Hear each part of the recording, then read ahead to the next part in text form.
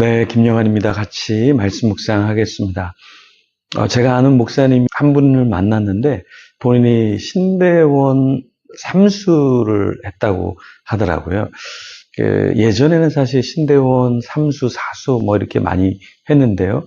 그 당시에 이제 신대원 시험을 이렇게 준비하는데 옆에 보니까 아는 분이 자료를 이렇게 갖고 있었다고 해요. 그래서 자기 이제 삼수를 했으니까 요번에 좀 꼭 붙기 위해서 그분한테 이제 부탁을 했다고 합니다. 조금만 자료를 좀 줄 수 있냐 그러는데 그분이 주지 않았대요.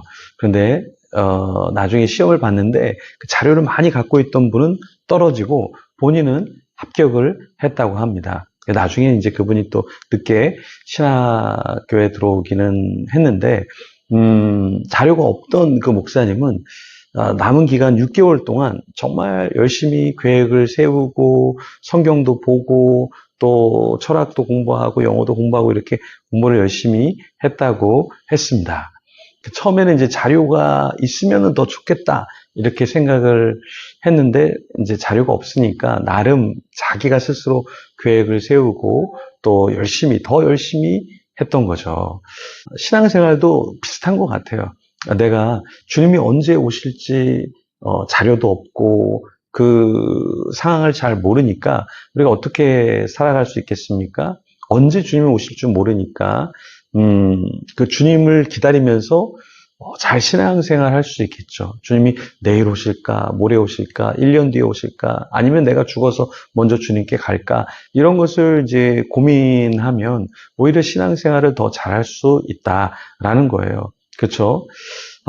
그래서 우리가 이 마지막 정말 주님의 재림에 대해서 어떻게 생각하고 어떤 자세로 신앙생활을 하느냐는 굉장히 중요합니다.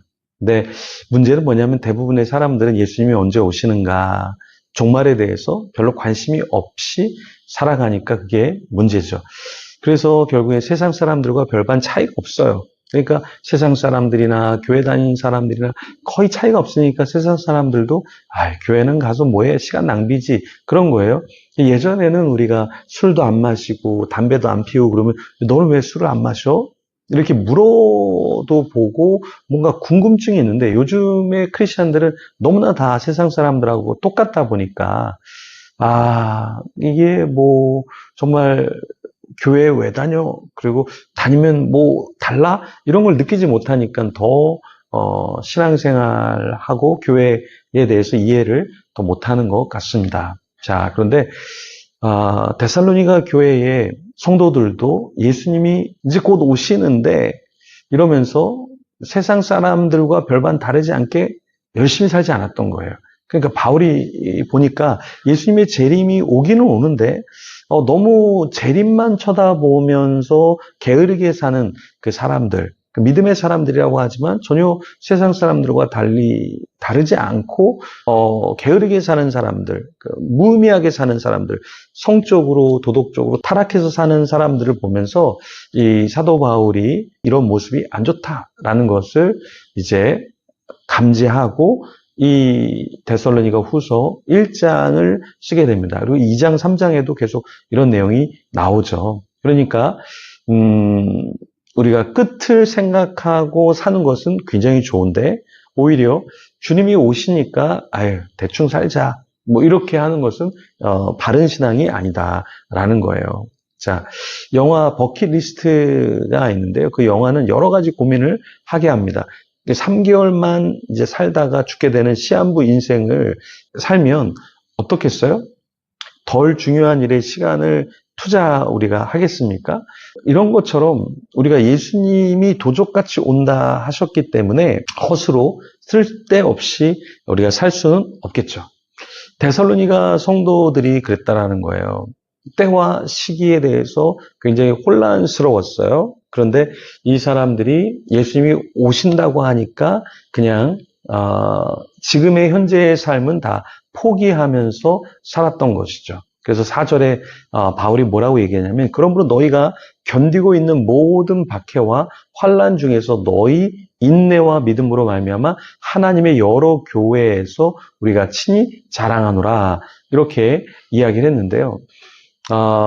데살로니가에 있는 사람들의 분위기는 굉장히 종말론에 대해서 긍정적인 면보다는 부정적인 면이 참 많았는데, 그런데 또 바울이 생각할 때 데살로니가 교회의 성도들 중에서, 또 초대교회 성도들 중에서 어떤 자들이 있었냐면, 모든 박해와 환난 중에서 또 무엇을 갖고 있었냐면 인내와 믿음으로 말미암아 하나님께 굉장히 감사하고 또 그 데살로니가 사람들을 바울이 자랑한다, 이렇게 이야기를 했습니다. 그러니까 어떤 사람들은 이제 종말이 오니까 삶을 포기하고 도덕을 포기하고 윤리를 포기하고 살았는데, 근데 바울이 이 편지를 쓸 때, 서신서를 쓸 때 데살로니가 교회 성도들을 생각할 때 이들의 대부분은 어땠냐면 환난, 박해, 그 가운데 믿음과 인내로 살았다라는 거예요. 그래서 주님 오실 날이 멀지 않았기 때문에 믿음으로 견딘 사람들이 있고, 반면에 주님이 오시니까 그냥 대충 살자라는 분위기가 이 교회 안에 있었다라는 것이죠.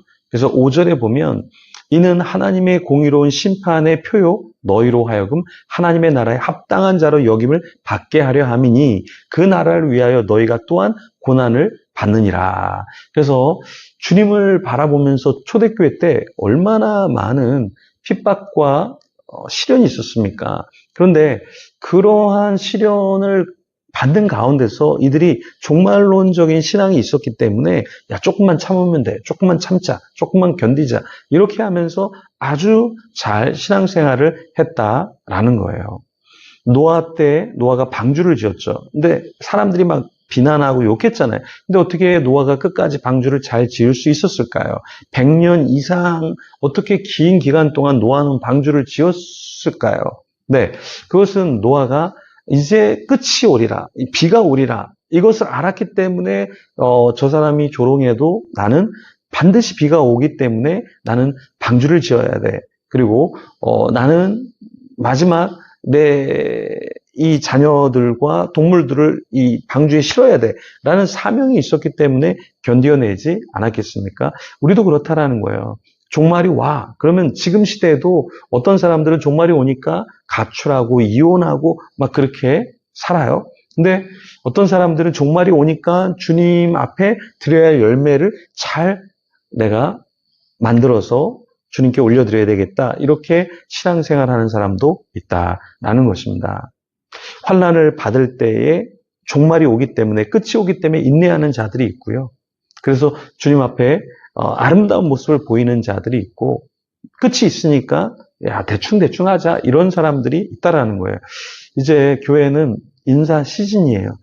크고 작은 교회에서 교육자들이 나가고 들어오고, 또 안 나가고 싶은데 나가라고 하고, 또 더 있으라 그러는데 또 나가는 그런 상황이 이제 펼쳐지는데, 참 안타까운 것은 이제 끝이 다가오잖아요. 내가 한 달만 하면, 두 달만 하면 이제 이 교회는 끝이다.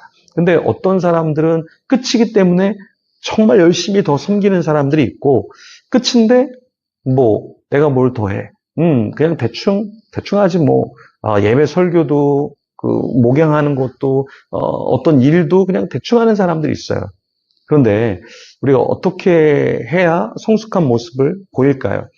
마지막 때를 알고 주님 앞에 온전한 열매를 드리는 것처럼 우리가 개인적으로 여기 교회에서의 사역이 끝이다, 어떤 기관에서의 사역이 끝이다, 회사에서의 사역이 끝이다, 그러면 그 끝을 안다고 할지라도 우리는 어떻게 되겠습니까? 끝까지 주님 보시기에 아름다운 모습으로 마무리를 지고 나와야 하겠죠.